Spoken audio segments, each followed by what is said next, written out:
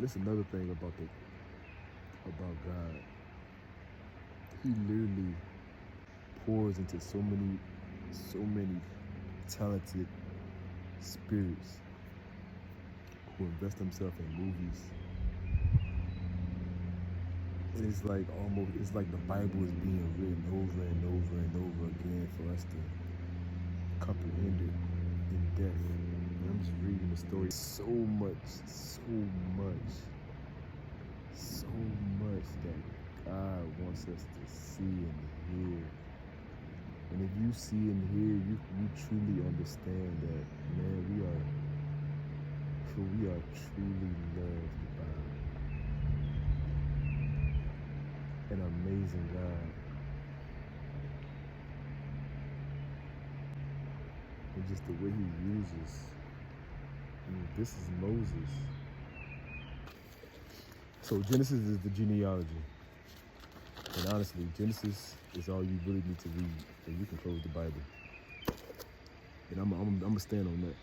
You can read Genesis, and that will change your life. You can just read Genesis and just read Revelations, beginning, end. Because everything else is just confirmation of what we read in Genesis. Those 50 chapters of abundant life. Every chapter from the generation and the birth of earth. It's incredible how you put everything together in 7 days. Incredible.